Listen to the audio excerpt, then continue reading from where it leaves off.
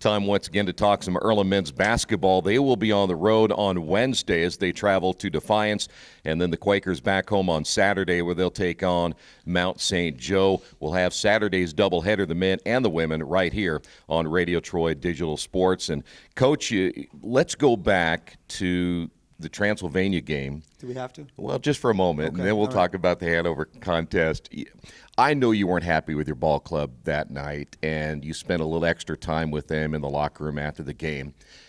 Is it a fine line with a young basketball team you're trying to balance between getting on them and really making them understand what you want, and at the same time not to try to get on them too much to the point where they get discouraged? Yeah, I mean, you're exactly right.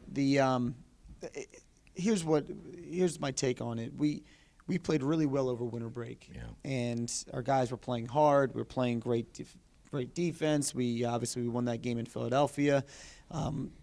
Narrowly should have won the game against Center, but still we played really well, I felt. Yeah.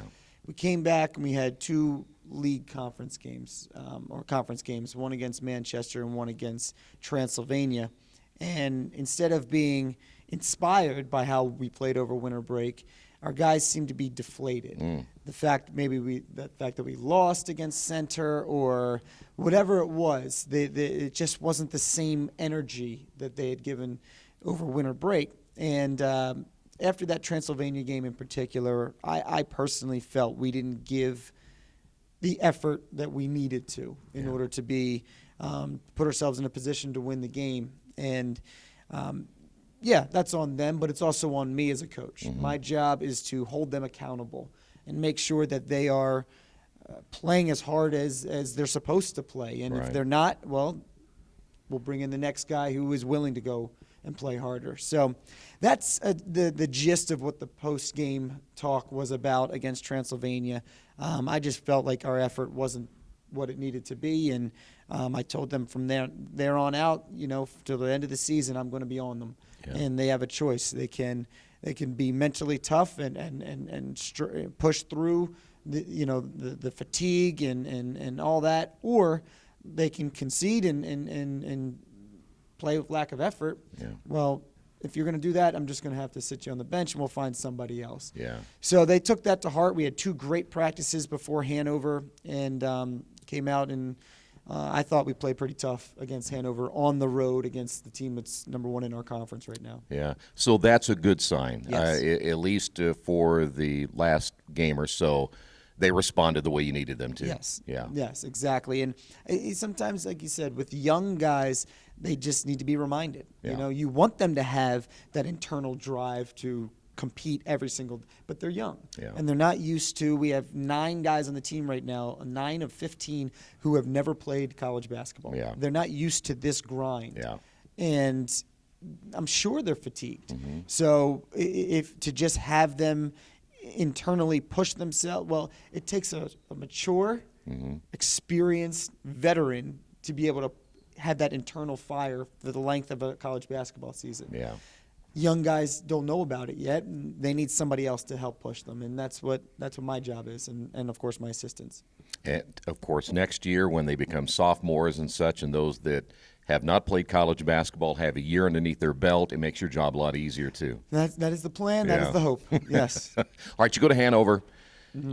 As you said, you played much better. Talk about that loss, and at one point you got down by 15, but you guys rallied back and make it very close. Yeah. No, I was really proud of our guys' effort. We, especially defensively, I thought they everyone that stepped into the game gave 100% effort to what we asked of them. They was it a flawless game and as far as execution? No, and that's something we're going to constantly work on throughout the course of this year and, of course, preceding years, et cetera, et cetera. But the effort was there. The rebounding was much better. The execution was still good. It was better. So we put ourselves in a position to win the game, and that's, again, hard to do on the road, a young team against an experienced team that's, again, very, very talented. Yeah, very true. Coach, you're going to play Defiance on a Wednesday. You come back home against Mount St. Joe on Saturday. Let's preview those two games. And every game now, if you're planning on making that run at the tournament, is so crucial at this point. Yeah, no, I mean it's every game at this point. Yeah, especially given our situation. It doesn't get any easier. Defiance won the conference last year. They're still very, very good, and Mount St. Joe's, they're tied for first in the conference with Hanover. So you look at the 3 games stretch we have right now. It's not an easy one. Yeah. But these are team building, character building games that if we come out with a lackluster performance or effort, then we're going to be in trouble. But if we play our tails off like we did against Hanover, we're putting ourselves in a position to win. And Defiance has that inside presence for tonight, don't they? Yeah, they got a big boy. Yeah. He might be the biggest player in our conference. Woolley is his last name, and he is a big boy. Yeah. But we're prepared for that. We're prepared for him. We're prepared for the game. It's just about execution. Yeah. Very true.